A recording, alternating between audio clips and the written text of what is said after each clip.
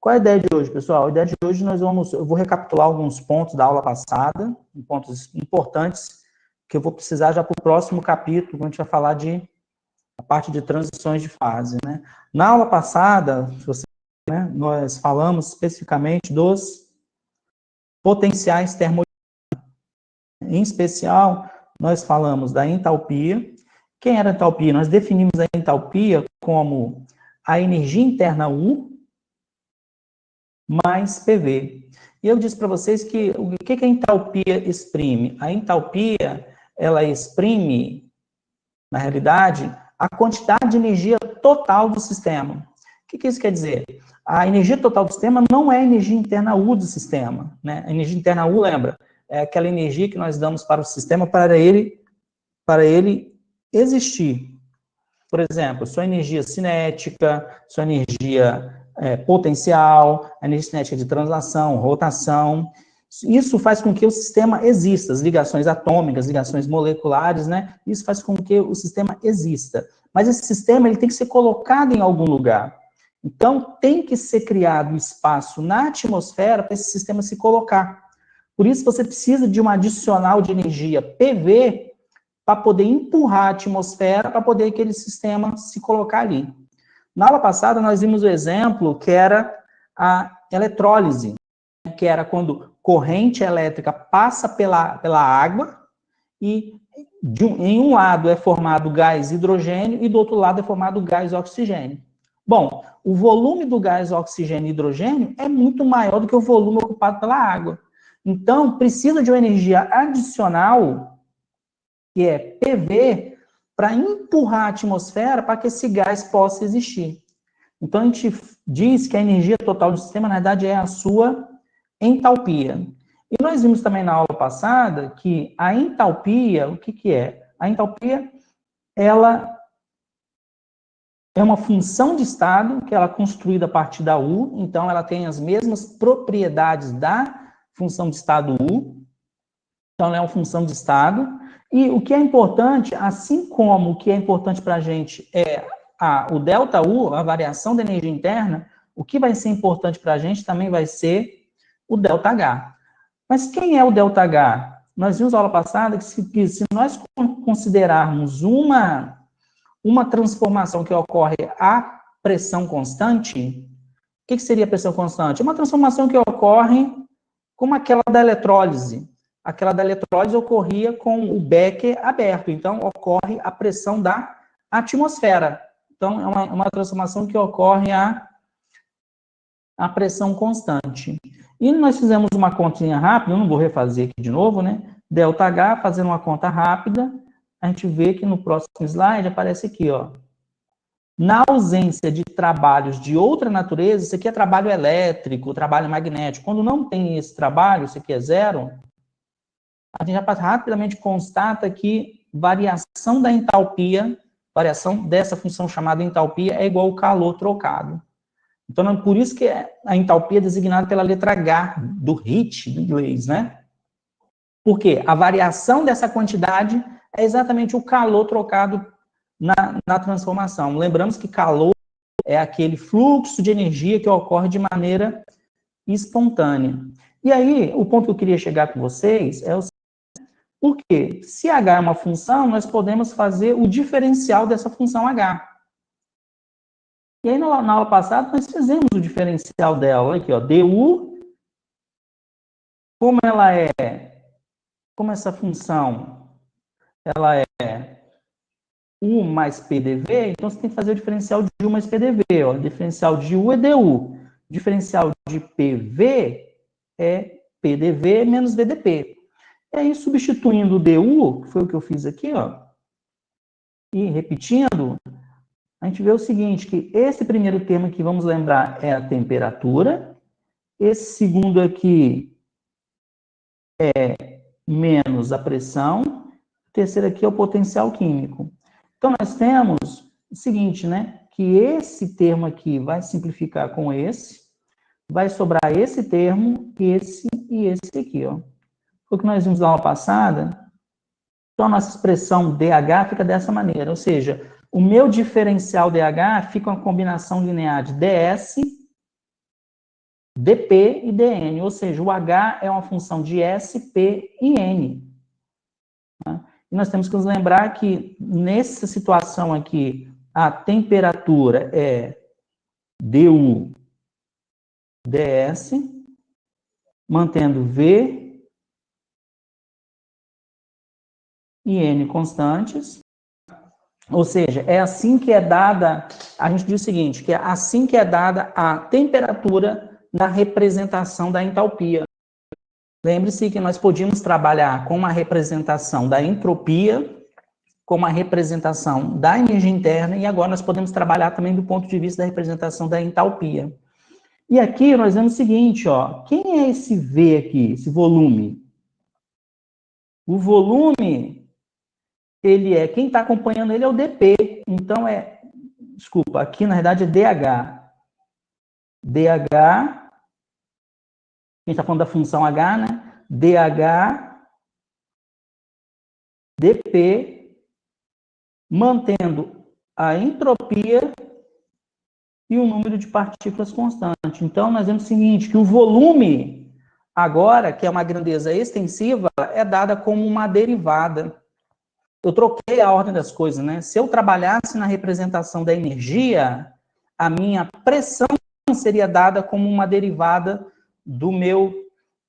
da minha função de estado. Aqui, como eu fiz uma troca, agora o meu volume, que é uma grandeza extensiva, vai ser dado em termos da derivada da minha função de estado H. Então, a outra é só repetir, né? Então, é isso que eu queria chamar a atenção para vocês, olha só. Aqui, nessa representação de H, ou seja, trabalhando com a função entalpia, nós vamos ter uma função de S, da entropia da pressão e do número de partículas. Mas isso não quer dizer que nós não podemos obter o volume. Nós podemos obter o volume agora a partir da derivada da função de estado entalpia, que é esse termo aqui, ó. Avançando, recapitulando sobre a energia livre de Helmholtz, lembra? Nós definimos a energia livre de Helmholtz dessa forma, e nós falamos na aula passada que era só pensar da seguinte maneira: você tem aqui um reservatório térmico, ele está a uma temperatura T, e eu tenho aqui um sistema. E eu vou me perguntar o seguinte: qual é a energia que eu preciso para criar esse sistema? Entendeu? Vamos considerar que o volume desse sistema é muito pequeno. Se o volume do sistema é muito pequeno, eu não preciso me preocupar em criar espaço na atmosfera para ele existir, como era o caso da entalpia. Não preciso disso. Para criar esse sistema, eu preciso primeiro da sua energia interna. Eu preciso de ter energia o suficiente para compor as ligações, seja atômicas e moleculares. Só que como esse sistema está em contato com esse reservatório térmico, à medida que ele for sendo criado, ele pode o quê? Ele pode receber energia por meio das paredes, sem que haja uma diminuição da temperatura do reservatório, porque o reservatório é muito grande. Então, ele pode receber um pouquinho de energia do reservatório, tá? e usar essa energia para se compor. Então, na prática, eu não preciso de toda a energia interna U. Tem uma parte que é chamada TS, que eu posso retirar do próprio reservatório. Então, a energia que eu preciso para fazer esse sistema pequeno existir é chamada de F, que é a energia livre de Helmholtz, e ela é U menos TS. Vamos lembrar de TS, de onde vem esse termo TS? Esse TS é o calor que eu sugo do reservatório, a temperatura T. Vamos lembrar que delta S, ele sempre é maior ou igual, calor dividido pela temperatura. Tá? Se essa troca de energia térmica, se esse fluxo ocorre de maneira reversível, então ΔS vai ser igual, se for reversível, né? Igual a calor menos temperatura. Então, esse ΔS, sim, é o ΔS do meu sistema que eu estou querendo criar. Mas vamos lembrar, né? ΔS seria o quê? Seria a entropia de quando ele é criado, menos a entropia de quando ele não existia. Mas quanto vale a entropia de quando ele não existia? Quando ele não existia, não havia entropia. A entropia valia zero. Então, o ΔS vai ser o próprio S, que é a entropia de quando ele foi criado. A entropia dele já criado. Tá? Então, ΔS vai ser calor dividido pela temperatura. Por isso que esse termo que entra aqui, ele é T vezes S, porque é o calor que foi retirado do reservatório. Então, a gente não precisa ceder para o sistema, a gente não precisa ceder para o sistema toda a energia que ele precisa para existir. Porque uma parte ele já pode retirar do reservatório, que é o menos TS, que é o TS, no caso. Então, a energia que eu preciso para compor esse sistema é U menos TS. Lembrando que esse sistema é pequeno, ele não precisa criar espaço na atmosfera. E aí nós podemos perguntar, vou apagar aqui tudinho, se é uma função, eu posso tirar o seu diferencial. E aí, tirar o diferencial dessa função é tirar o diferencial de U e de TS. Então, fica DU menos TDS menos S dt. E aí, aqui no DU, eu substituo a primeira lei da termodinâmica. E aqui vou só repetir essa parte, né? E aí, eu posso simplificar esse com esse termo. E aí, só me resta esse, e esse aqui, e esse aqui. Próximo slide vai ficar claro isso, olha só. Então, eu tenho menos SDT, menos PDV, menos MDN. Então, a minha energia livre de Helmholtz, ela é função da temperatura, do volume e do número de partículas. E aqui eu vejo que quem é menos S aqui? O menos S, como ele está acompanhando DT, ele é DF, dt, mantendo as outras variáveis, dv e dn, mantendo v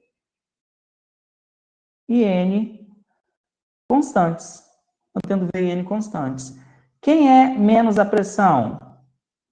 Menos a pressão é igual a df, dv, porque está acompanhando v aqui, mantendo as outras variáveis constantes, que é a temperatura, vamos lembrar que essa função depende da temperatura, e o número de partículas constante. E aí você pode também definir a outra, né?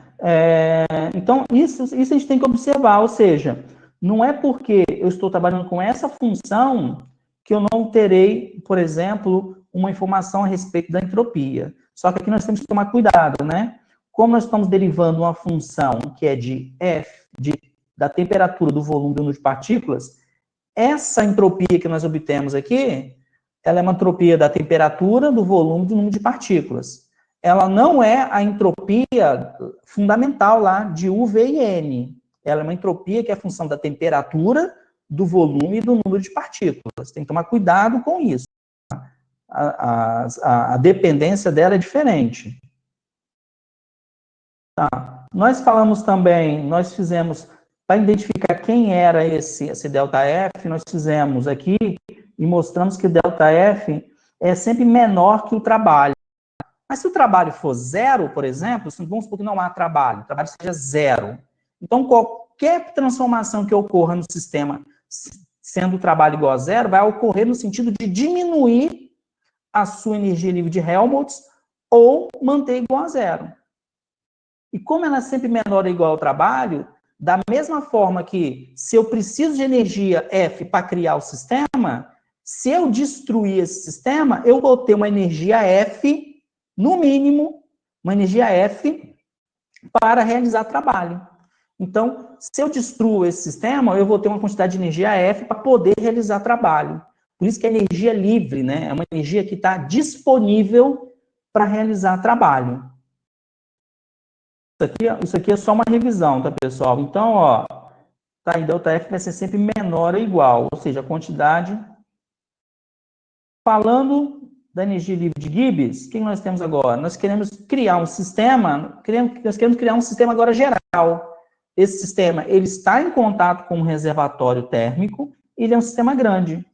Então, olha só, pelo fato desse sistema estar em contato com um reservatório, ele já pode extrair do reservatório uma quantidade de energia TS. Mas ele vai precisar de usar uma parte da energia também, ele vai precisar de dispor de uma quantidade de energia para empurrar a atmosfera para poder existir, que é PV. Lembra lá do exemplo da eletrólise, né? Do gás oxigênio e o gás hidrogênio sendo formado. Quando eles estavam na forma líquida, na forma de água, lá compondo as moléculas de água, eles ocupavam um volume muito pequeno, né? 1 mol de água ocupa um volume de 18 ml. Se você pega o gás oxigênio e o gás hidrogênio, cada um mol de cada um ocupa o mol de cada um desses gases ocupa 22,4 litros. Então, você precisa também dispor de uma energia para ele empurrar essa atmosfera. Então, a energia total para esse sistema existir vai ser o U, que é a energia que compõe as suas ligações atômicas, moleculares, energia cinética, de translação, rotação, energia de vibração, energia potencial de interação. Precisa de PV para empurrar a atmosfera, mas ele pode tirar TS, porque isso já vem de graça do próprio reservatório. Esse cômputo de energia nós vamos chamar de energia livre de Gibbs. De novo, a energia livre de Gibbs é uma função de estado, tá? Então ela só depende do ponto de saída do ponto de chegada, e o que importa para a gente é o dG, ou ΔG, que é a variação dessa energia livre de Gibbs. Então, fazendo o diferencial, nós temos, vai ficar o diferencial de DU. Quem é o diferencial de DU? TdS menos PDV mais μdN. O diferencial de PV, que é PDV mais VDP, e o diferencial de menos TS, que é menos TdS menos SDT. Fazendo as devidas simplificações, ó, esse termo simplifica com esse termo simplifica com esse, só vai nos restar esse termo, menos SDT, mais VDP, mais μdN. Então, vamos ficar assim, ó, né? O meu diferencial de G, ele vai ser uma combinação linear de DT, DP e DN. Então, a minha função depende da temperatura, da pressão e do número de partículas. Então, em muitas situações, na maioria das situações de interesse, trabalhar com energia livre de Gibbs é muito mais interessante. Por quê? Porque ela depende já de variáveis, T, temperatura e pressão, que eu meço diretamente dentro do laboratório. Eu não preciso medir uma coisa que é periférica, eu já meço diretamente temperatura e pressão. E aí eu gostaria de observar o seguinte: quem é menos a entropia? Menos a entropia aqui no caso, está acompanhando o DT, é derivada da energia livre de Gibbs com relação à temperatura, porque a temperatura está acompanhando. Mantendo quem? Mantendo a pressão e o número de partículas constante. Uma outra coisa, quem é o volume dessa substância? Eu quero saber o volume dessa substância. Vai ser a derivada da energia livre de Gibbs com relação à pressão, mantendo a temperatura e o número de partículas constante.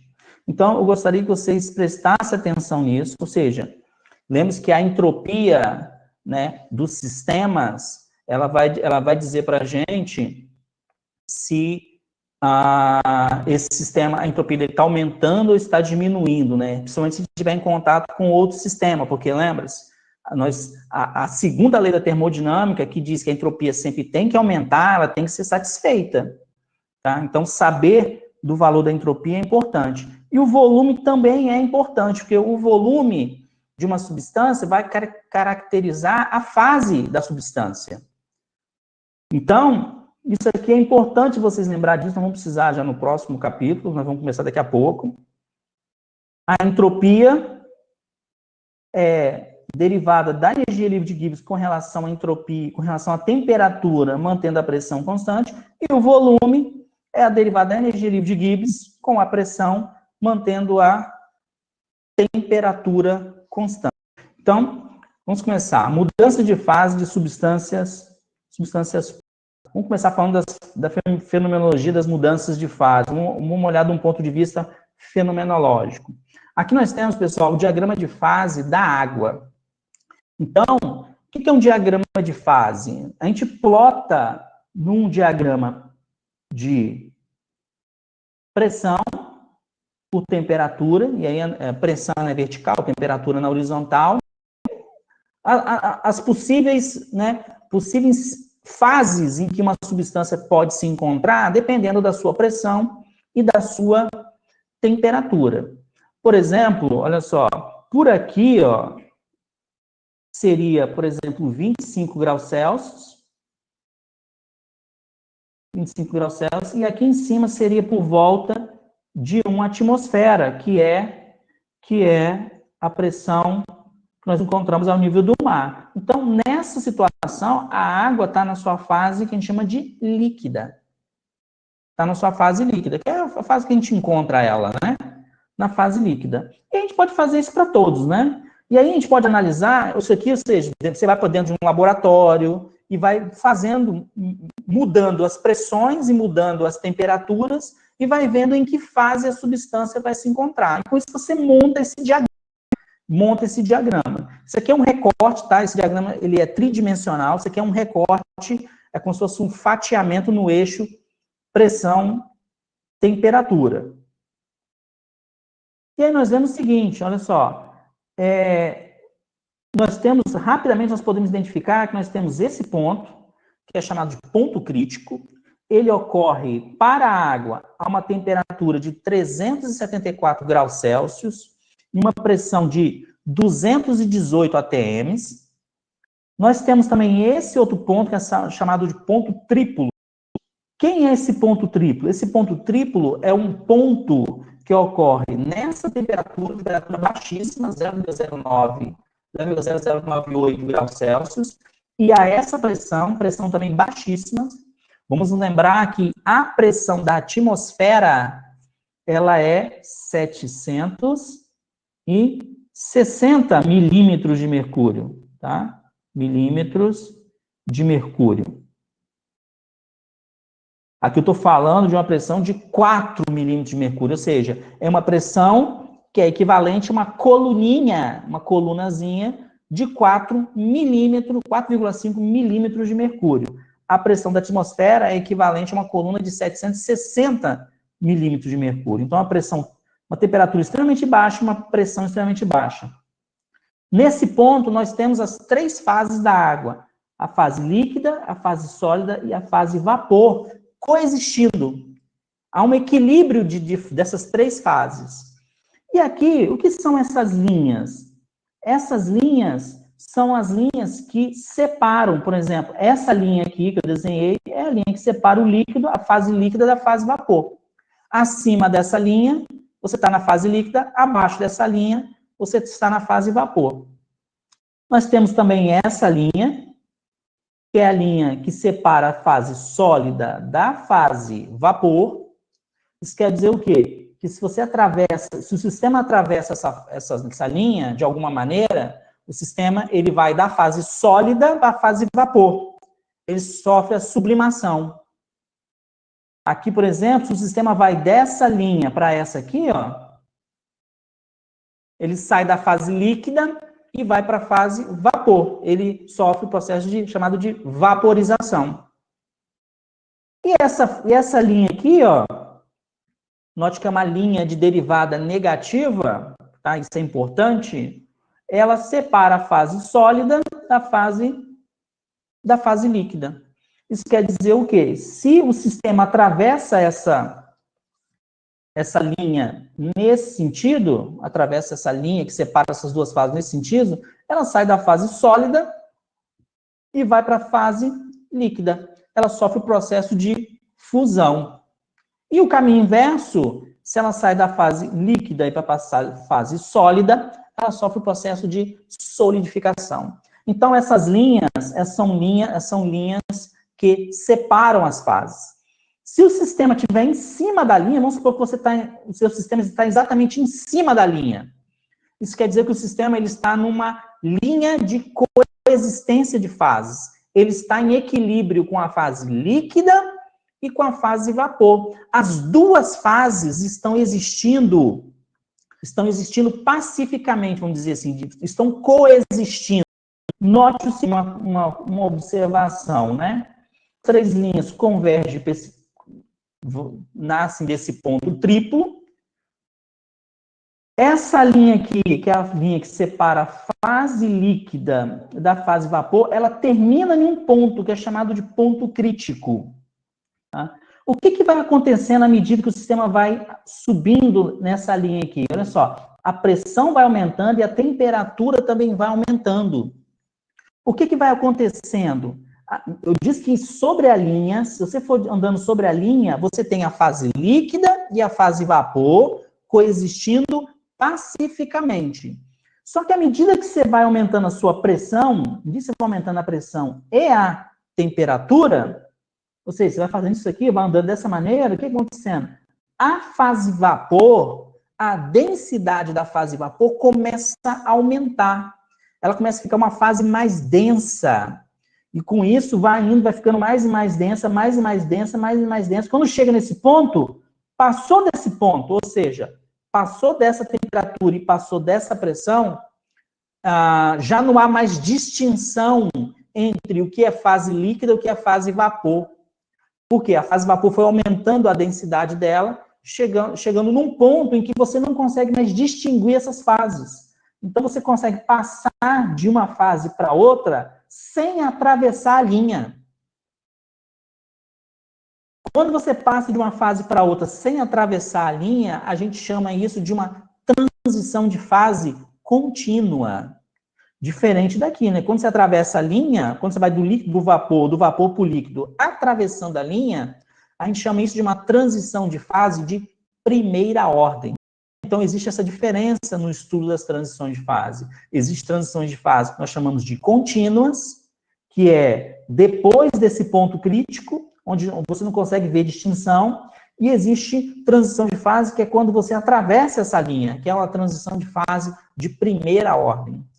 Há muito tempo atrás, eles classificavam essas transições aqui, além do ponto crítico, como transições de fase de segunda, mas essa nomenclatura caiu em desuso, não se usa mais. A gente diz que são transições de fase contínuas, tá? Existem já teorias muito bem estabelecidas para explicar essa região.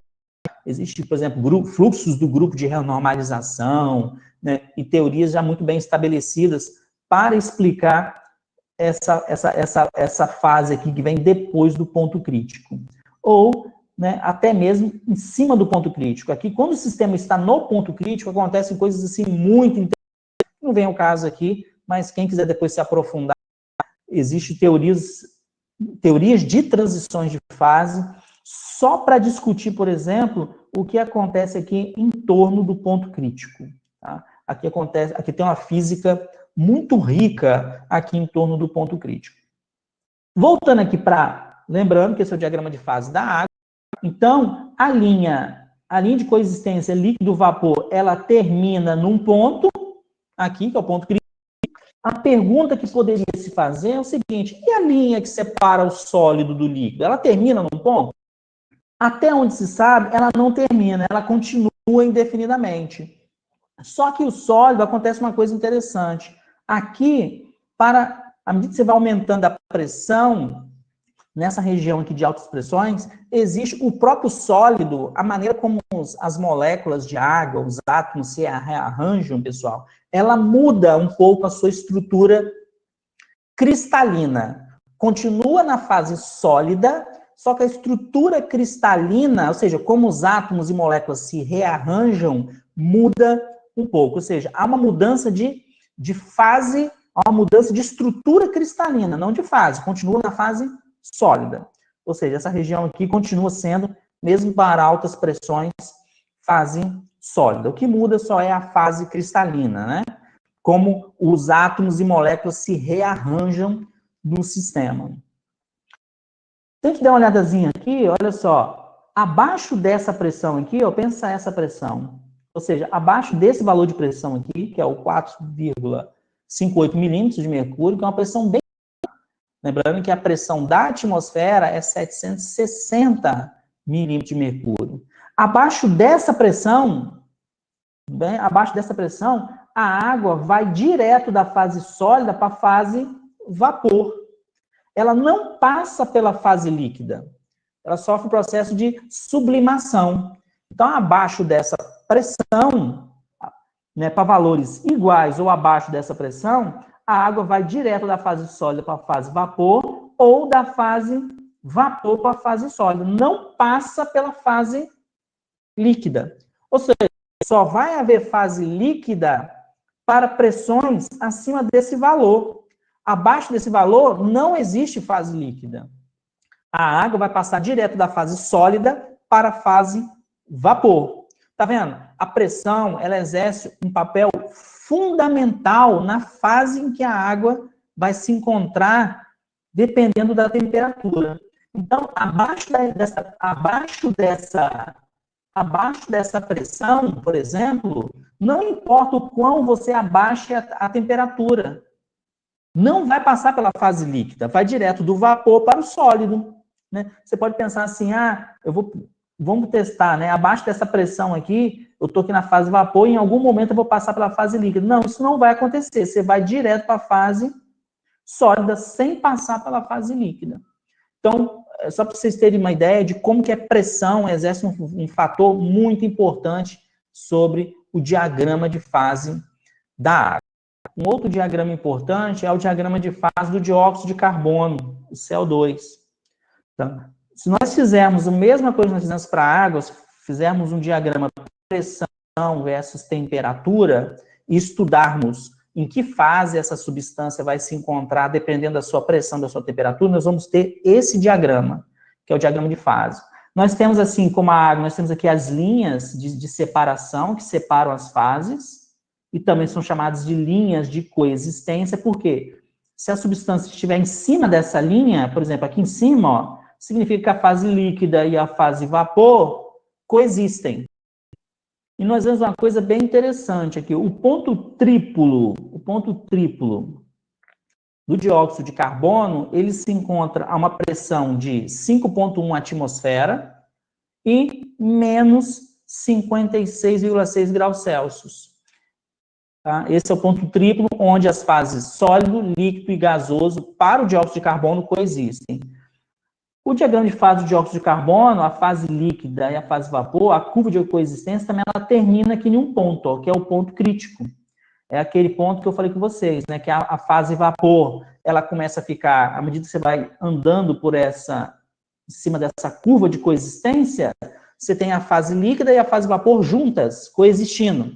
Só que à medida que você vai avançando em direção ao ponto crítico, a fase vapor, ela começa a ficar cada vez mais densa. Chegou um ponto que você passa desse ponto, você já não consegue distinguir mais a fase vapor da fase líquida. Então, a gente diz que nesse ponto há uma transição de fase, a partir desse ponto, as transições de fase nós são chamadas de contínuas. Nesse ponto aqui, as transições de fase ainda são de primeira ordem. Uma coisa interessante também desse diagrama de fase, olha só, a derivada desse lado, a derivada da curva de existência da fase sólida para a fase líquida, ela é positiva, diferente da água, olha só, que é negativa, tá vendo? Diferente da água, que é negativa. E, olha só que interessante, para uma pressão em torno de 5 atmosferas, ou seja, abaixo dessa pressão de 5 atmosferas, que é esse limiar aqui, ó, abaixo dessa pressão, por exemplo, o dióxido de carbono, ele não vai passar pela fase líquida. Ele vai direto da fase sólida para a fase vapor. É aquele gelo seco, né? O pessoal joga sólido, que é o gelo, mas é um gelo feito de CO2. Aí sobe aquela fumaça. Ou seja, não passa pela fase líquida. O gelo seco, ele vai direto para a fase vapor e sobe aquela fumaça. Aquela fumaça é dióxido de carbono sendo produzido, tá? Sendo carregado. Então, pelo fato, lembre-se que a pressão da atmosfera é de 1 atm. Então, esse ponto aqui, ele está 5 vezes acima da pressão da atmosfera. Então, a pressão da atmosfera 5 atm vai estar por aqui, ó. Vai estar por aqui por baixo. Então, não tem jeito. O dióxido de carbono sempre vai da fase sólida para a fase vapor. Ele vai sublimar. Ele vai da fase sólida para a fase de vapor.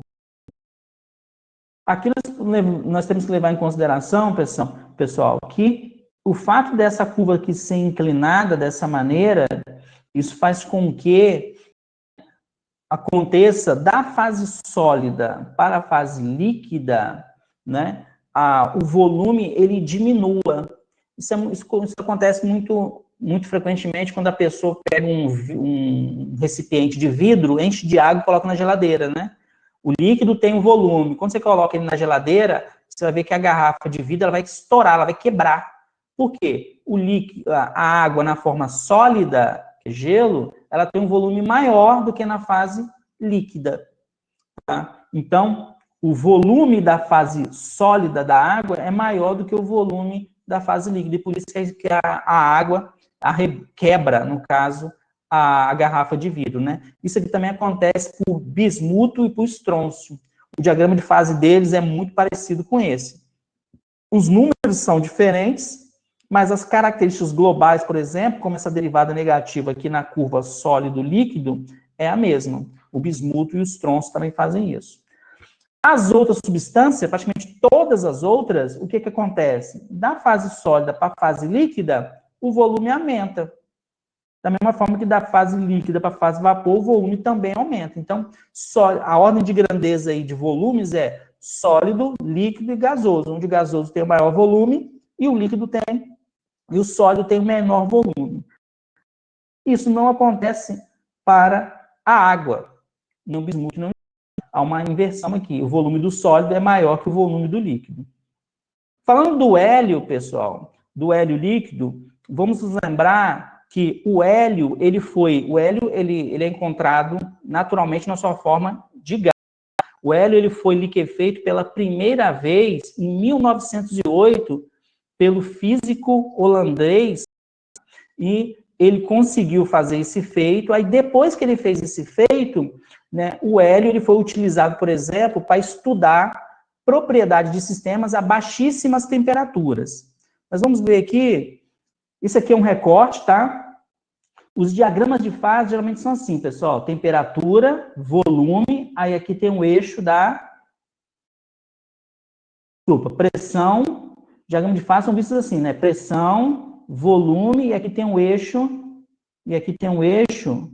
da temperatura. E aí a gente faz um recorte de pressão e temperatura, que é esse eixo aqui, ó. E o recorte é esse gráfico aqui, ó, de pressão por temperatura.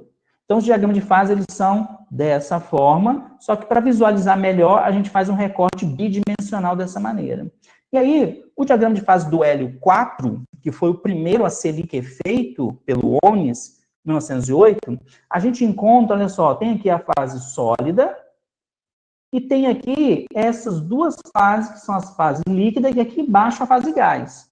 Eu vou passar para o próximo, que acho que fica mais fácil. Olha aqui. Isso aqui é o mesmo gráfico, só que um pouquinho mais claro, estendido. Aqui eu tenho a fase sólida. E aqui na fase líquida, pessoal, eu tenho dois tipos de hélio, o chamado L1 e L2, são líquidos, eu vou falar um pouquinho mais à frente. E aqui, olha só, tem aqui de novo o ponto crítico. Tá? O que acontece? Aqui tem o hélio líquido, você pode ir andando sobre essa curva de coexistência, que é a curva que separa as duas fases, a fase L1, ou hélio líquido e hélio gás. E essa curva, ela termina aqui, ó, no 5.2 Kelvin, pessoal. Lembra-se que, ó, eu tenho 0 Kelvin, 1, 2, 3, 4, 5 Kelvins. Então, muito próximo do zero absoluto. Então, o ponto crítico do hélio 4, o que é o hélio 4, pessoal? Vamos lembrar, o hélio 4 é 2 prótons e 2 nêutrons, tá?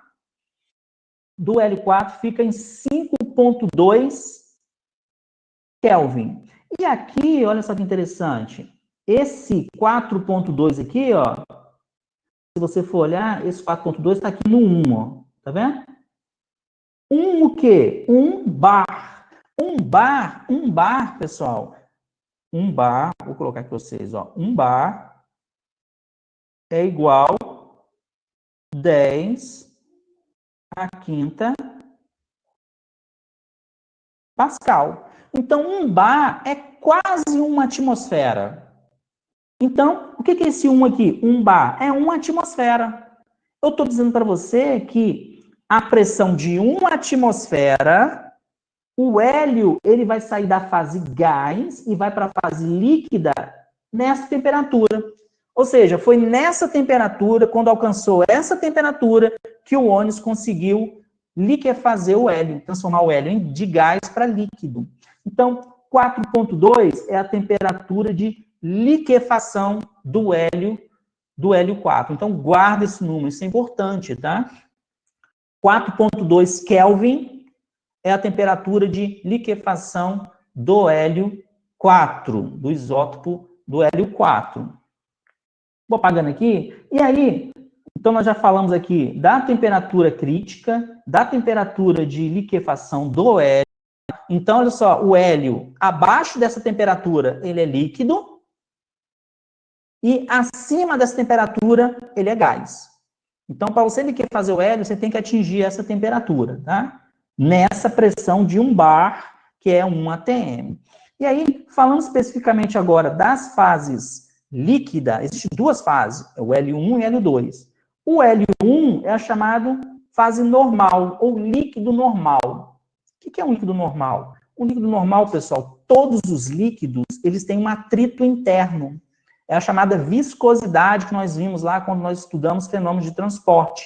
A viscosidade é um atrito interno, né? Então, o líquido normal, que a gente chama de hélio, líquido normal, é um hélio que tem viscosidade. Então, quando ele vai deslizando como um líquido, as camadas, há um atrito interno. Só que acontece quando chega nessa temperatura, que é 2,2 Kelvin, esse hélio aqui, que está líquido, ele vira um hélio superfluido. O que é um hélio superfluido? Ele é um hélio que não possui atrito interno, ou seja, a viscosidade vai a zero. A viscosidade dele vai a zero. Então, a fase líquida do hélio tem duas partes aí. Uma parte é o hélio normal, em que ele é normal, e tem uma parte em que ele é um superfluido. O que difere uma fase da outra é que em uma ele tem viscosidade, que é atrito interno, tá? A viscosidade é o atrito dos líquidos. Agora, isso aqui é líquido, tá? A gente não chama esse atrito de atrito, a gente chama de viscosidade.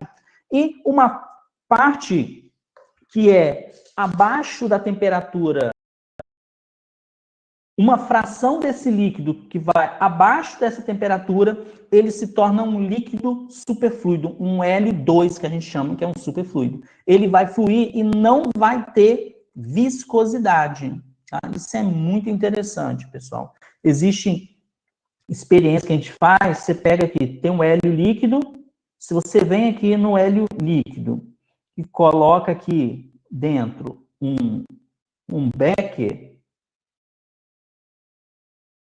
esse hélio líquido, pelo fato de ele estar nessa fase superfluida, o que ele vai fazer? Ele vai querer igualar aqui o nível. Então, ele vai escorrer aqui para dentro do frasco, até nivelar aqui. Isso só acontece porque ele é um superfluido. Isso não aconteceria se ele estivesse na sua fase normal. Então, guarde esses números, pessoal. Temperatura crítica, 5.2.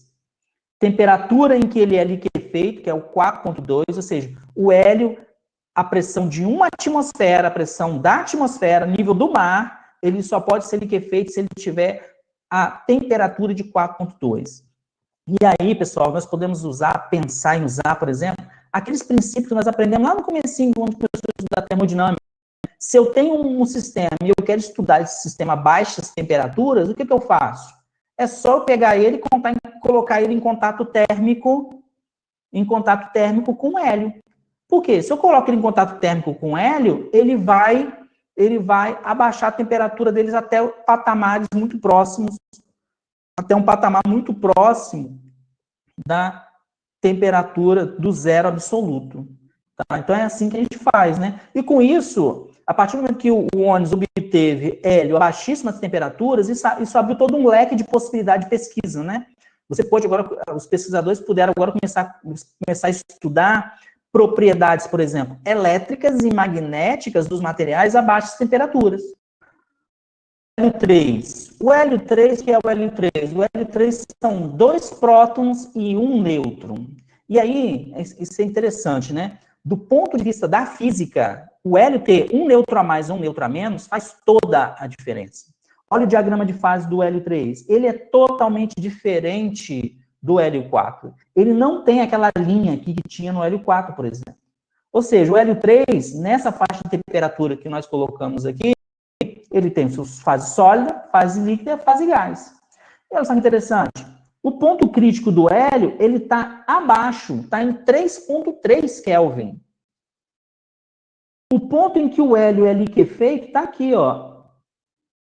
De novo, né? 1 bar, 1 atmosfera. Ou seja, na pressão da atmosfera, considerando o nível do mar, esse hélio, o hélio 3, só vai ser liquefeito com a temperatura de 3,2 Kelvin. Lembrando que o hélio 4 era 4,2, praticamente 1 Kelvin acima.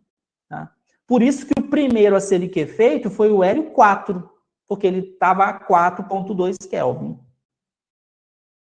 E nós temos aqui acima, olha só, o hélio 3 na fase sólida, ele só vai poder ser encontrado na fase sólida se tiver aí uma pressão da ordem de 34 bar. 34 bar, pessoal, é em torno de 34 atmosferas, né? Vamos nos lembrar aí que toda vez que a gente desce e tem uma coluna de água sobre a gente, a cada 10 metros de coluna de água é uma atmosfera, né? Então, na prática, você teria que ter aí uma coluna de mais ou menos 300, um pouco mais de 300 metros aí de coluna d'água para ter 30 bar de pressão, né? Então, só para vocês terem ideia da ordem de grandeza. Tá? E note o seguinte, né? Tem uma caída aqui, né?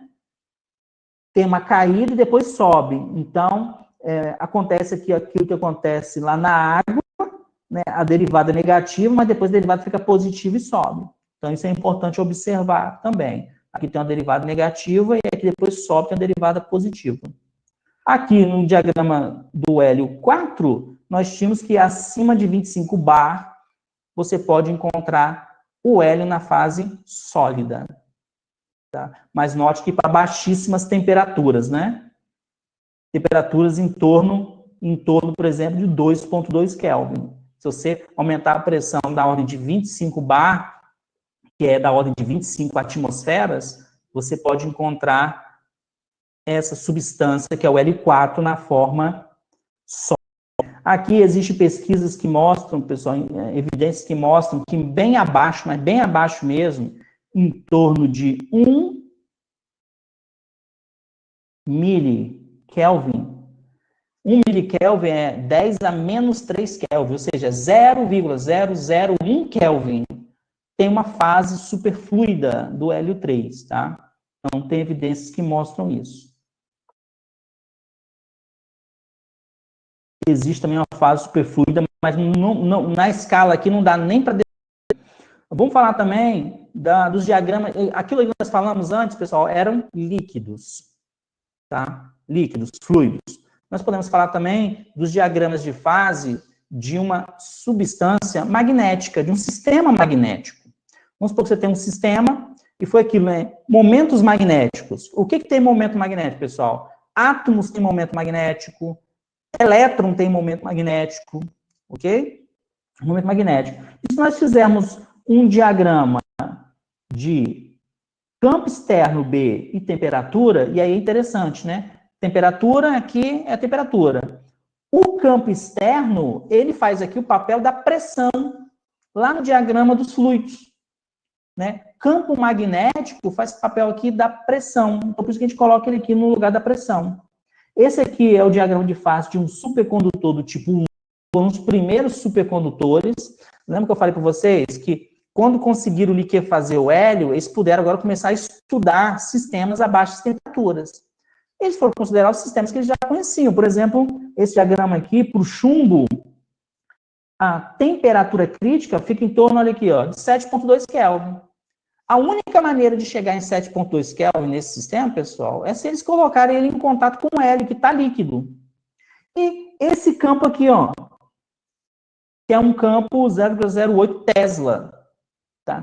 Então, nessa temperatura crítica e nesse campo crítico, olha só, você cria campo crítico e temperatura crítica. Você cria uma linha aqui de separação de fase, onde nós temos aqui uma fase chamada normal, é uma fase normal para o chumbo. O chumbo se comporta de maneira usual, é isso que quer dizer. Fase normal do chumbo, ou seja, o chumbo tem propriedades comuns de qualquer chumbo, só que abaixo dessa temperatura e abaixo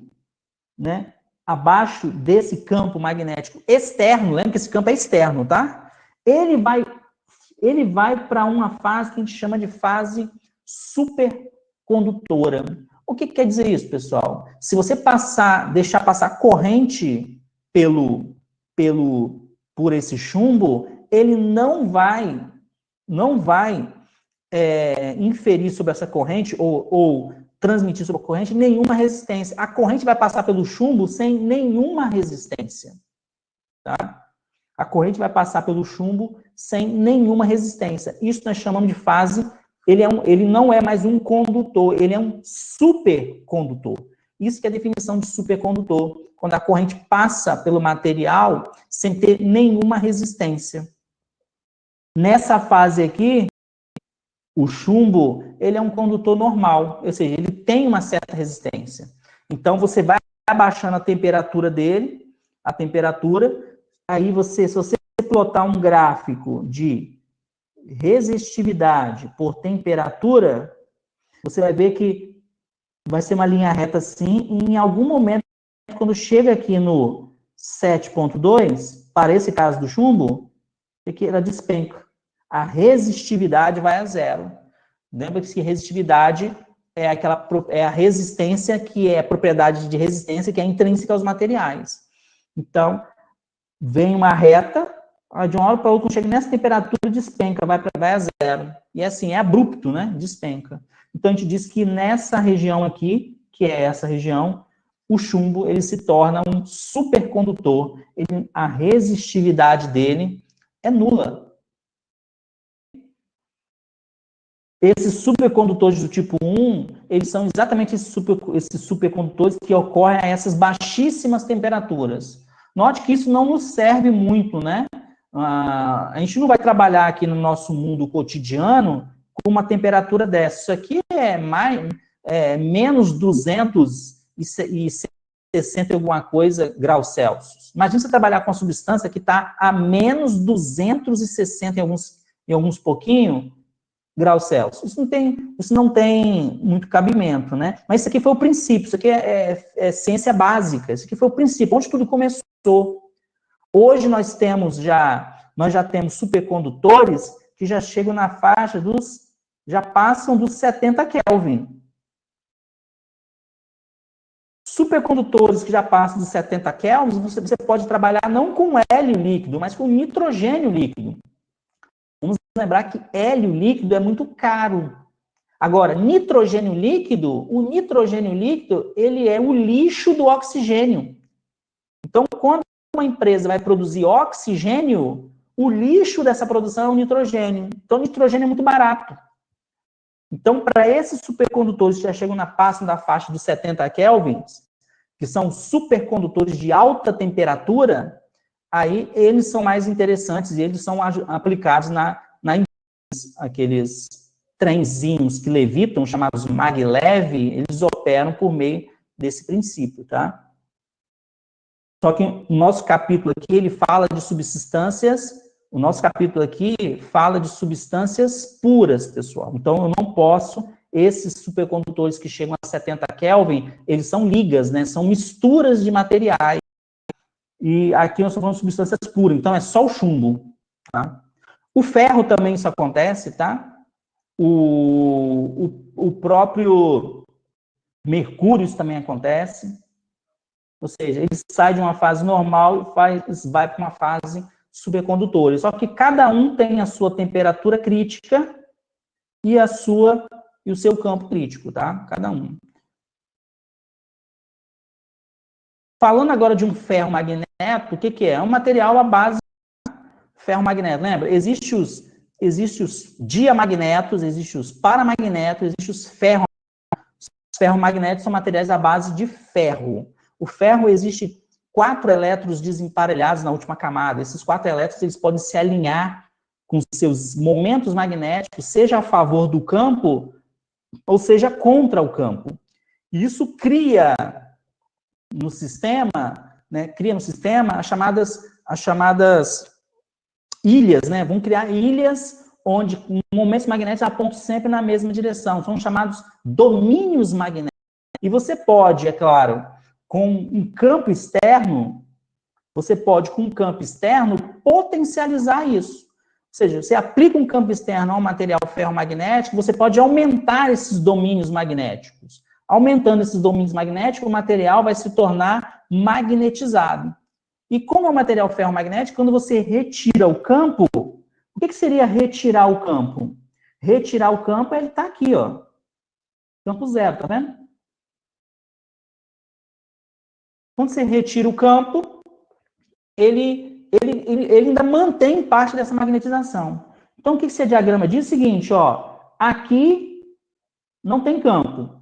Se você vem para cá, por exemplo, vamos supor que você está aqui, significa que você está a essa pressão e a esse campo apontando o quê? A magnetização, ela vai apontar a favor do campo. Ok? Você pode colocar também um campo para baixo e aí a magnetização vai apontar contra o campo. Só que olha que interessante. Isso aqui é para temperaturas abaixo dessa temperatura. Então, abaixo dessa temperatura, para lá, nessa região aqui, ó, pode ter magnetização a favor do campo ou magnetização contra o campo. Agora, acima dessa temperatura, nessa região aqui, o que vai acontecer? Acima dessa região, os momentos magnéticos não conseguem se agrupar. Esses domínios magnéticos que eu falei, o que é o domínio? Onde tem um monte de momentos magnéticos apontando a favor do campo ou contra o campo, orientados, eles vão estar destruídos, esses domínios, por causa da agitação térmica. Aqui, ó. A temperatura está alta. Por causa da agitação térmica, esses domínios estarão comprometidos, eles não estarão muito pequenos. Então, o material que é ferromagnético, ele não vai exibir magnetização. Essa temperatura é a temperatura crítica, porque é o ponto crítico, e ela também é chamada de temperatura de Curie. Quem descobriu isso foi o cientista Pierre Curie. E para o ferro, ela vale 1043 Kelvin. Então, acima de 1043 Kelvin, o ferro não vai se magnetizar. Abaixo de 1043, você pode ter um ferro magnetizado. Quando fala magnetizado, é quando você aproxima ele, você pega um pedaço de ferro, por exemplo, aproxima de um ímã, pode ser um ímã, por exemplo, de neodímio, e quando você retira, ele persiste a magnetização, né? Acima dessa temperatura, a agitação térmica está tão grande que ele não se magnetiza, não são formados esses domínios magnéticos. Então, é assim que você precisa ler esse diagrama, tá? Então, tem duas partes. Tem essa parte lá de cá, que é abaixo dessa temperatura, onde ele vai exibir magnetização. Vamos ver agora qual é o papel que a energia livre de Gibbs desempenha nas transições de fase. Então, nós vamos fazer um exemplo prático, tá? Vamos pensar na substância, nós estamos falando de substâncias puras, tá? Então, vamos pensar no carbono. O carbono, ele aparece na natureza de duas formas. Ele aparece na forma... As duas principais formas, tá? Que o carbono aparece é na forma grafite e na forma diamante, tá? E nós sabemos o seguinte, que, lembre-se, o que é a energia livre de Gibbs? A energia livre de Gibbs é a totalidade de energia que aquele sistema precisa para poder existir. E a energia livre do grafite, ela é menor do que a energia livre de Gibbs do diamante. Isso quer dizer o quê? O diamante, ele precisa de mais energia para ser formado, ao contrário do grafite. É por isso que a gente encontra menos diamante do que grafite, né? Porque o diamante precisa de mais energia para poder existir, ao contrário do grafite. E a pergunta é, qual é a diferença de energia entre um e outro? Né? O O grafite, ele tem 2.900 joules de energia a menos por mol do que o diamante. E aí você faz uma conta na sua cabeça, o que são equivalentes a 2.900 joules, né? Levando em consideração aqueles trabalhos realizados por blocos ou por máquinas, 2.900 joules é uma grandeza considerável, tá? Então, a energia livre de Gibbs do grafite, ela é menor do que a do diamante por um valor de 2.900. E aí, a gente poderia se perguntar o seguinte, se ela é menor, então, ela é a fase mais estável. Por quê? A natureza, pessoal, ela vai escolher o quê? Ela vai escolher aquilo que precisa de mais energia para ser formado ou aquilo que precisa de menos energia para ser formado? A natureza sempre procura, nas condições em que a substância está, aquilo que ela necessita de menos energia para ser formada. Então, a forma do carbono que a gente deveria encontrar é grafite. Mas a pergunta é, por que a gente encontra diamante? Ou, melhor, fazer uma pergunta mais técnica, em que condição esse diamante que a gente encontra hoje, ele foi formado? Tá? Então, o que tem que acontecer aqui, pessoal, tem que ocorrer uma situação, deve ter havido em algum momento no processo geológico da Terra, uma situação em que isso não era verdade. Ou seja, em que esse jogo ele se inverte, né? É muito mais vantajoso o carbono estar na forma diamante do que na forma grafite. Aqui no nosso mundo, a nossa temperatura ambiente e as nossas pressões aqui ambiente, pressão no nível do mar, é mais interessante o carbono ser grafite do que ser diamante. Mas a pergunta é, em que condições é mais interessante o carbono estar na forma diamante do que grafite? Vamos olhar aqui, olha só, a estrutura cristalina de cada um dos dois, seja do grafite ou do diamante, são bem diferentes. A estrutura do grafite, por exemplo, ela tem essas camadas, tem aqui uma camada aqui em cima, tem uma camada aqui embaixo, tá? E essas camadas, se você for olhar, ela tem aqui são formadas por hexágonos, né? E em cada vértice desse hexágono tem um átomo de carbono. Isso é chamada colmeia, né? Como se fosse uma colmeiazinha de abelha. E aí, essa estrutura aqui vai se repetindo, né? Ao longo de todo o material. Então, essa estrutura possui, em condições normais de temperatura e pressão, uma energia livre de Gibbs menor do que essa aqui, que é do diamante.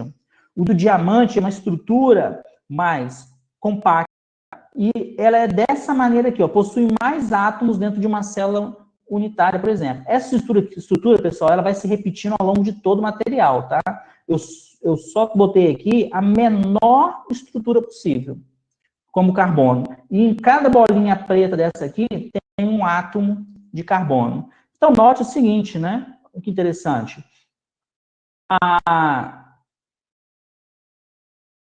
Aqui, ó, os volumes que eles ocupam no espaço são diferentes, tá? Vamos lembrar disso.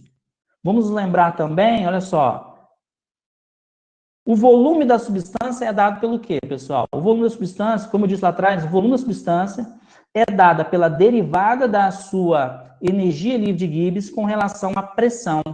Eu não falei para vocês que a pressão desempenhava um papel muito importante nos diagramas de fase? Então, aqui aparece, ó, a pressão, mantendo a temperatura constante, é claro, tá? O que acontece? A maneira como a energia livre de Gibbs varia, ou seja, se ela vai aumentar ou vai diminuir, olha só, se a energia livre, se a pressão aumenta, a energia livre de Gibbs vai aumentar. E de quanto ela vai aumentar? Ela vai aumentar de um valor chamado V, que é o volume. Então, olha só que interessante.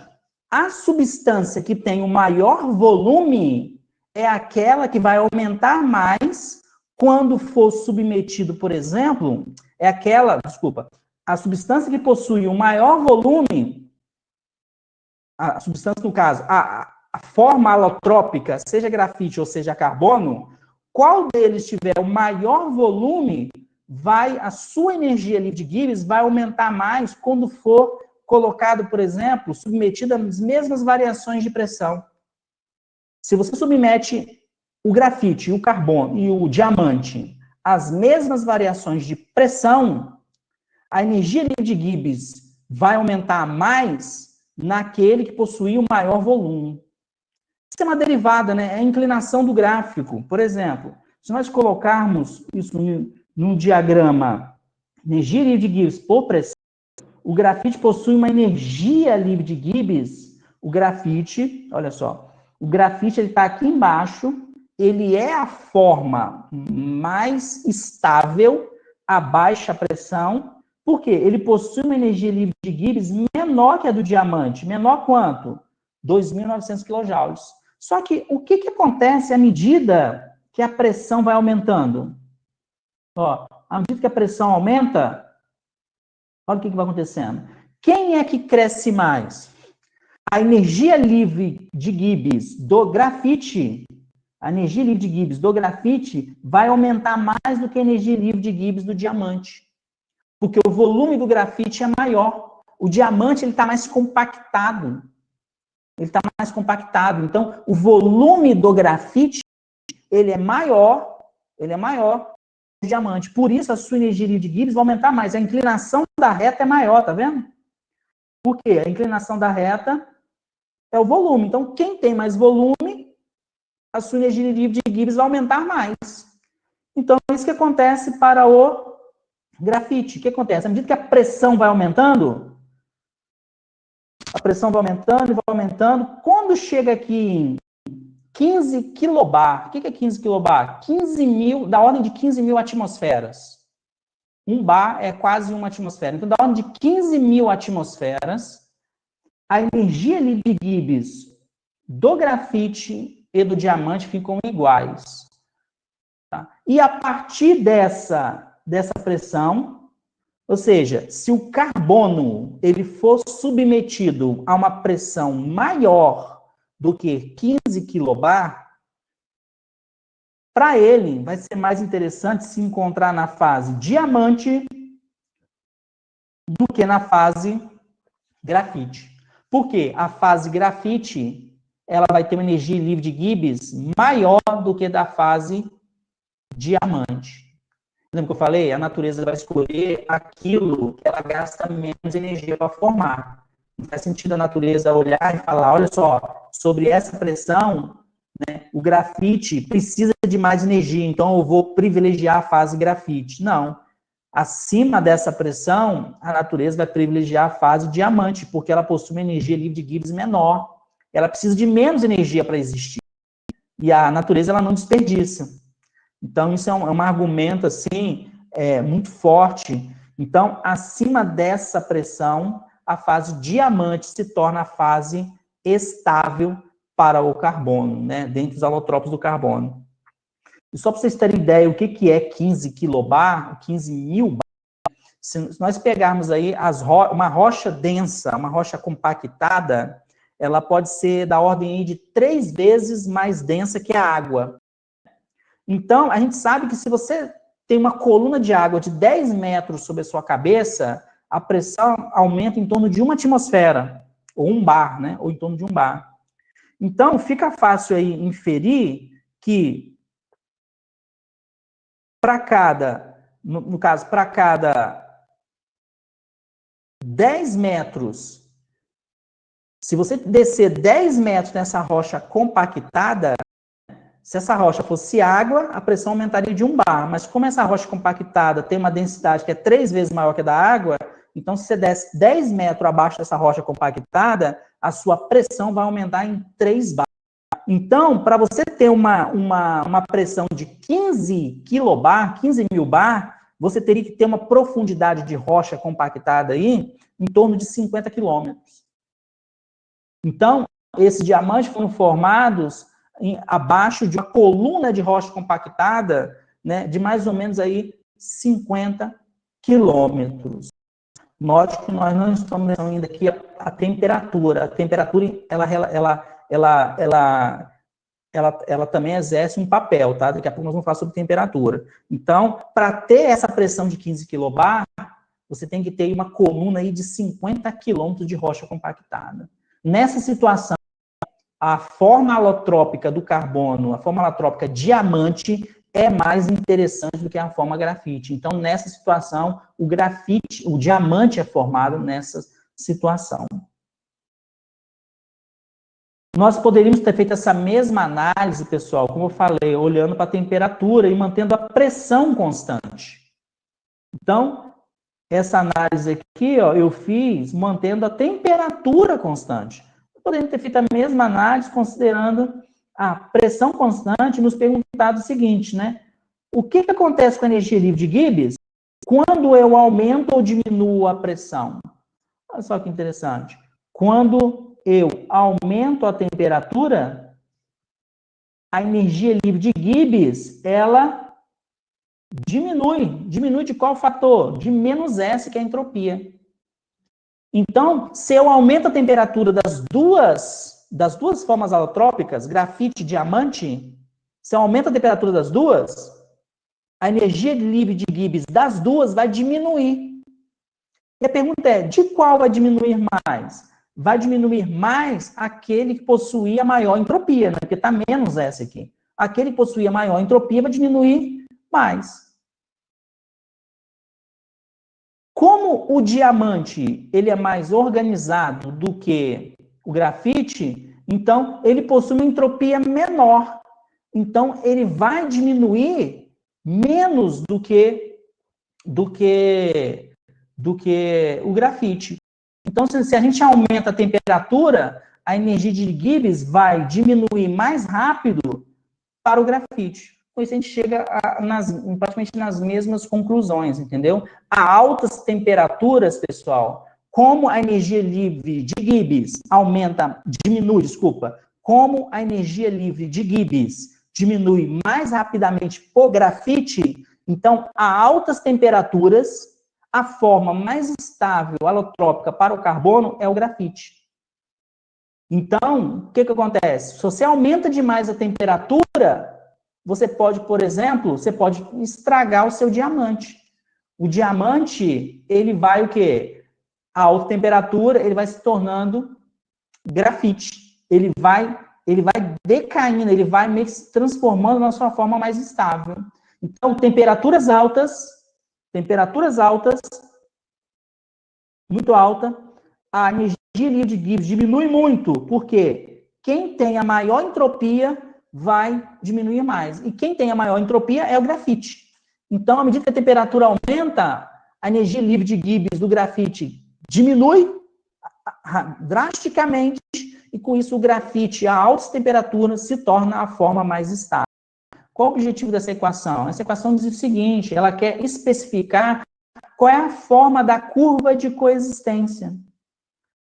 Por exemplo, aqui eu desenhei no diagrama PV, diagrama pressão-temperatura, a curva que separa o líquido do gás. O restante eu não desenhei porque eu só estou agora interessado em examinar a curva líquido-gás.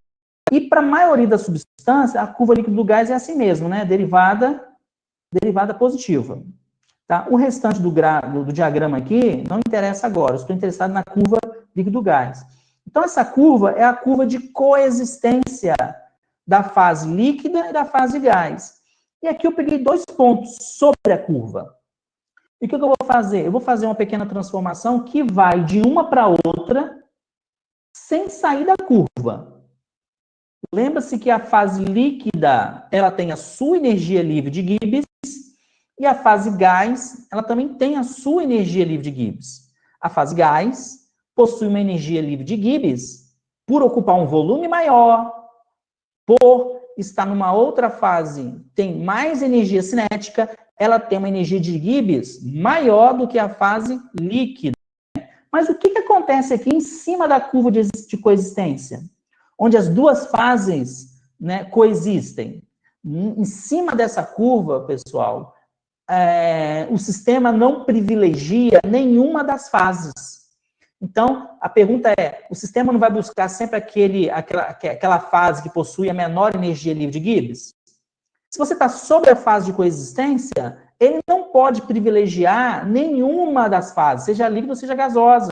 Então, a única maneira disso acontecer, para ele não poder privilegiar nenhuma dessas fases é se a energia livre de Gibbs sobre a linha de coexistência for igual para as duas fases. Então, sobre a linha de coexistências, a energia livre de Gibbs para a fase líquida e para a fase gás, elas são iguais.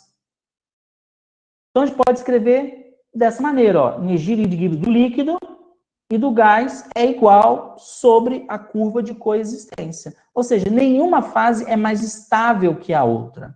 Elas são iguais, ok? E aí nós podemos fazer o seguinte, o que eu quero fazer? Eu quero deslocar sobre essa fase do ponto 1 para o ponto 2, tá? Sem sair de cima da curva, tá? Então, eu quero variar essas energias sem sair de cima da curva. Aí vamos lembrar, né? Quem é o diferencial da energia livre de Gibbs? O diferencial, lembra, é menos S dt mais V dp. Vamos nos lembrar que o G, que é a energia livre de Gibbs, é uma função da temperatura, da pressão e do número de partículas. Eu estou considerando aqui que no meu sistema o número de partículas não varia, tá? Então, só vou olhar para a temperatura e para a pressão. Então, foi o que eu fiz aqui, ó, nós substituímos, tá vendo? Então, ó, do lado de cá eu tenho a fase líquida, então, menos SDT mais VDP da fase líquida, do lado de lá a fase gasosa. Então, menos S gasoso dt, volume do gás dp, e aí eu juntei. Que tem dt com esse dt, fica entropia do gás menos entropia do líquido, como está aqui, e dp para ficar volume do gás menos volume do líquido, como está aqui, ó. E escrevi o dp por dt. Por quê? É isso que eu quero, né? A derivada, ó, dp dt. Então, só reagrupei e escrevi a derivada dp dt. Por quê? Eu quero pt, eu quero saber como fica essa derivada aqui, ó. Eu acabei de obter ela, tá aqui.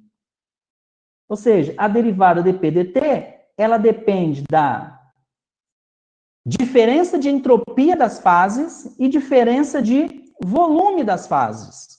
Seja da fase gasosa, seja da fase líquida. Então, a minha derivada depende das diferenças, seja da entropia das fases sólida, gasosa e líquida, seja da fase dos volumes das fases gasosa e líquida. E aí nós podemos também fazer o seguinte, ó.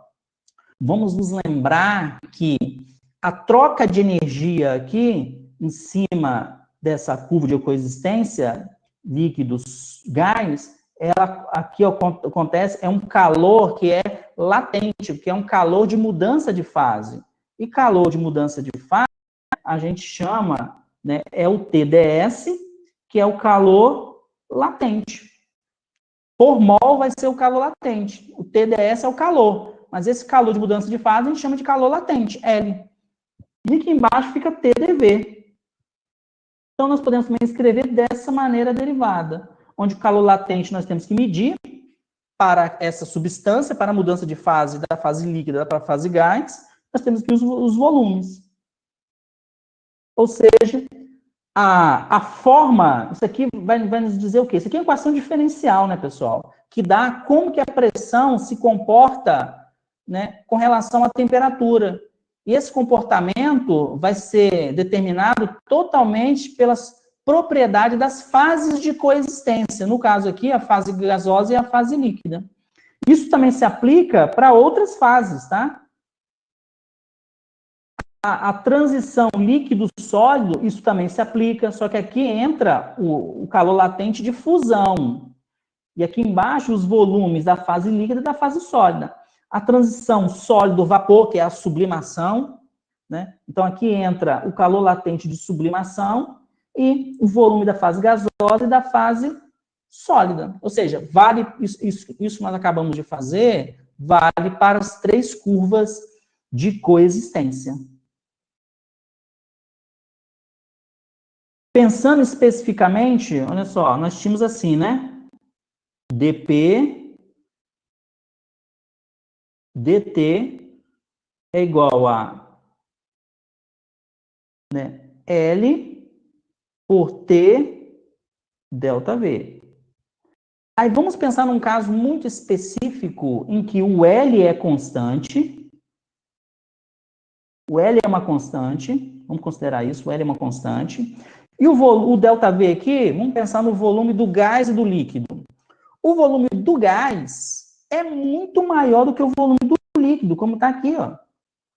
Então, nós podemos colocar aqui, ó, olha só, L, T, volume do gás. ΔV é o próprio volume do gás. E nós podemos usar a equação de Clapeyron para 1 mol e trocar o volume do gás por RT pela pressão. Então, vai ficar assim, ó, L, pressão, dividido por R, T ao quadrado.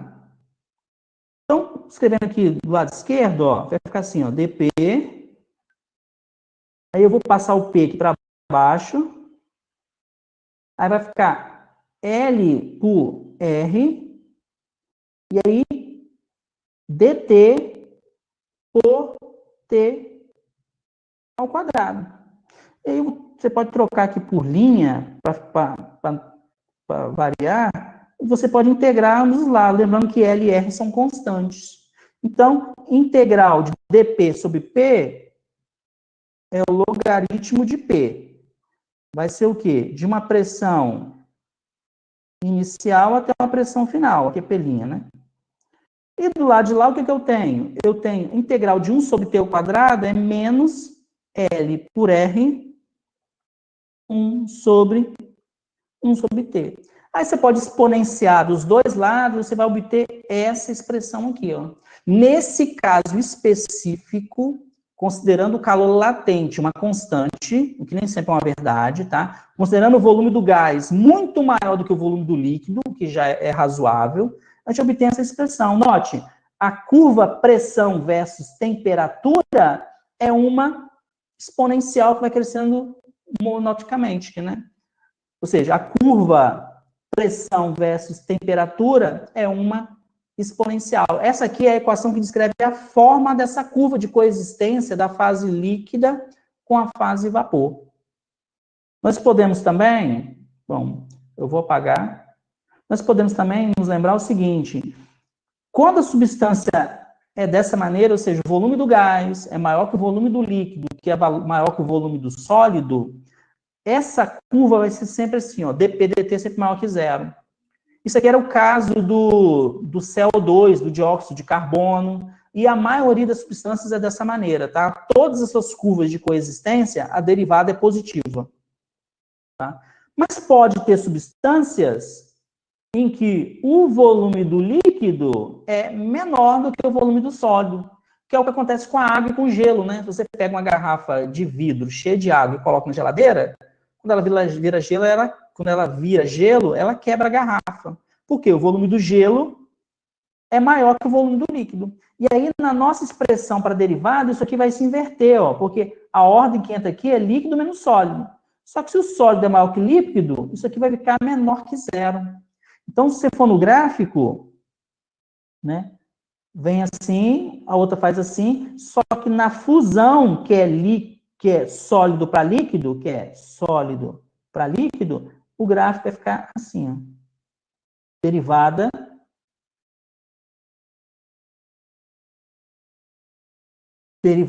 negativa. Então, essa parte essa derivada vai exprimir essa parte aqui, que é a derivada negativa, que acontecia para a água, para o bismuto, para o estronço. Já as outras não, aqui, ó, derivada positiva. No caso aqui, nesse caso aqui, o que nós temos é o caso normal, né? Nós temos o diagrama de fase T, e aqui temos a pressão, aqui vem para cá e vem para cá.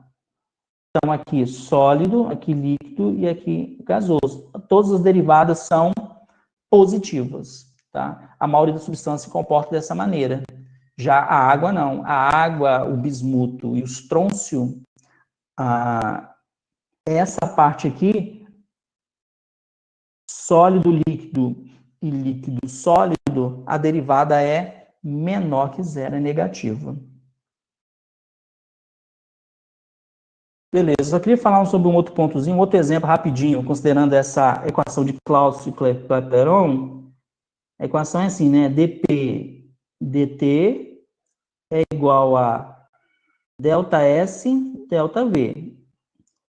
Então, se eu tenho duas fases, vamos pensar o carbono. O carbono pode ser encontrado na fase grafite ou na fase diamante. E aí, pegando um exemplozinho, ó, se nós considerarmos 1 mol de diamante, quando ele se transforma em grafite, né, a sua entropia, note, a entropia do grafite é maior do que a do diamante. Então, quando o grafite se transforma em diamante, quando o diamante se transforma em grafite, a sua entropia aumenta de 3,4 joule por Kelvin. Então, quando o diamante se transforma em grafite, a sua entropia aumenta de 3,4 joule por Kelvin. E o seu volume, ele vai aumentar. Note, o diamante está mais compactado, o grafite está menos compactado. Então, o volume dele vai aumentar, quando ele se transforma em grafite, de 1,9, 10 a menos 6 metro cúbico. Então, sabendo disso, a gente pode usar essa expressão para fazer a conta, tá? Fazendo a conta para ver um dP/dt, como fica, ó, dP/dt, que é a curva de coexistência. Fazendo a conta rapidinho, eu vou botar o resultado, tá? Vai ficar assim, 18 bar para cada Kelvin. O que isso quer dizer, afinal de contas?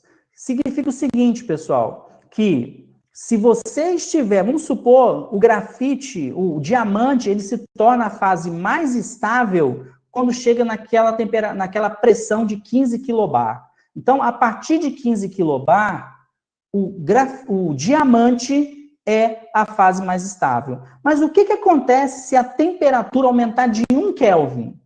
Lógico que aquela análise era a temperatura constante. Se a temperatura aumentar em 1 Kelvin, que é esse caso aqui, o que acontece? Você vai precisar de mais 18 bar de pressão para manter o carbono na fase diamante, senão ele vai virar grafite. Então, assim, em linhas gerais, o que acontece? 1 Kelvin é pouquinha coisa, mas vamos supor assim que a temperatura aumente de 100 kelvins. Isso quer dizer o quê? Você vai precisar de 1.800 bars a mais de pressão, além daqueles 15.000, para manter o carbono na fase